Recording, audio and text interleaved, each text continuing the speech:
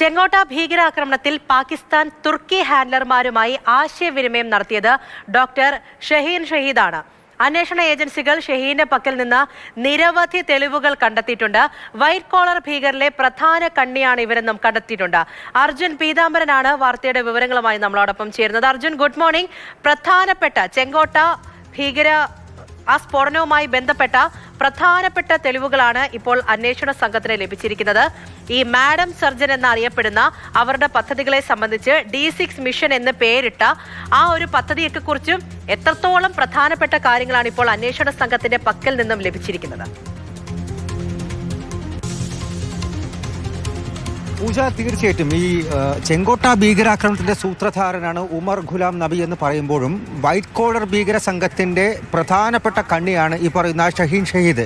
കഴിഞ്ഞ കുറച്ച് ദിവസങ്ങളായി അവരെ കേന്ദ്രീകരിച്ച് നടത്തിയിട്ടുള്ള അന്വേഷണങ്ങളും അതുപോലെ തന്നെ ഇപ്പോൾ കസ്റ്റഡിയിലുള്ളവരെ മൊഴി രേഖപ്പെടുത്തിയും അവരുടെ പക്കലുള്ള തെളിവുകളും എല്ലാം പരിശോധിച്ചാണ് എങ്ങനെയാണ് ഇവർ ഈ പദ്ധതി ഇട്ടത്, ഇന്ത്യയിൽ ഉടനീളം ഏത് തരത്തിൽ സ്ഫോടന പരമ്പരയ്ക്കാണ് ഇവർ പദ്ധതി ഇട്ടത്, അതിന് ഇവർ എങ്ങനെയായിരുന്നു പ്രവർത്തനം ചെയ്തു വന്നത് തുടങ്ങിയിട്ടുള്ള കാര്യങ്ങളെല്ലാം NIAക്കും അതുപോലെ അന്വേഷണ ഏജൻസികൾക്കും കണ്ടെത്താൻ സാധിച്ചിട്ടുള്ളത്. പ്രധാനമായിട്ടും ഇപ്പോൾ പറയുന്ന കാര്യം ഇത് തന്നെയാണ്. ഷഹീൻ ഷഹീദ് തന്നെയാണ് ഈ വൈറ്റ് കോളർ ഭീകര സംഘത്തിൻ്റെ പ്രധാന ആശയവിനിമയം. അത് ഹാൻഡ്ലർമാരുമായിട്ട് പാകിസ്ഥാനിലെയും തുർക്കിയിലെയും ഹാൻഡ്ലർമാരുമായി ഈ വൈറ്റ് കോളർ ഭീകര സംഘം സംസാരിച്ചിരുന്നത് ഈ പറയുന്ന ഷഹീൻ വഴിയാണ്.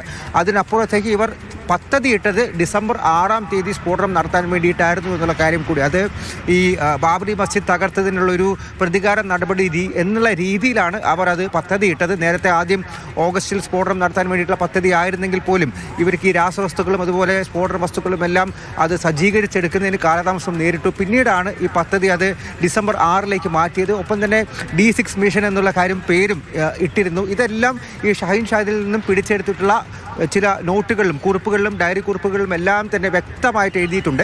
2021 തന്നെ ഈ ജെയ്ഷെ സ്ലീപ്പർ സെല്ലുകളെ റിക്രൂട്ട് ചെയ്യാൻ വേണ്ടിയിട്ടുള്ള നടപടികൾ ആരംഭിച്ചു തുടങ്ങിയിട്ടുണ്ടായിരുന്നു എന്നുള്ള കാര്യമാണ് ഇപ്പോൾ അന്വേഷണ ഏജൻസി കണ്ടെത്തിയിരിക്കുന്നത്. അതായത് നിരവധി ആളുകൾ ഇന്ത്യയിൽ ഇപ്പോഴും ഇതിൻ്റെ വൈറ്റ് കോളർ ഭീകര സംഘത്തിൻ്റെ കണ്ണികളായി ഇപ്പോഴും ഉണ്ടായിരിക്കാം. അതിൽ തന്നെ ആക്റ്റീവായി ഇപ്പോഴും പ്രവർത്തനം നടത്തുന്ന ഒരുപാട് ആളുകൾ ഉണ്ടായിരിക്കാം. അവരിലേക്ക് കൂടി എത്തണം. ആ കാര്യം തന്നെയാണ് ഇപ്പോൾ പ്രധാനമായിട്ടും അന്വേഷണ ഏജൻസി നടത്തിക്കൊണ്ടിരിക്കുന്നത്. അതായത് എല്ലാ സ്ലീപ്പർ സെല്ലുകളെയും പിടികൂടുക എന്നുള്ള നടപടി, ഒപ്പം ഇവരുടെ പദ്ധതി അത് ഏത് രീതിയിലാണെങ്കിൽ പോലും അത് പൂർണ്ണമായിട്ടും തകർക്കുക എന്നുള്ള കാര്യം.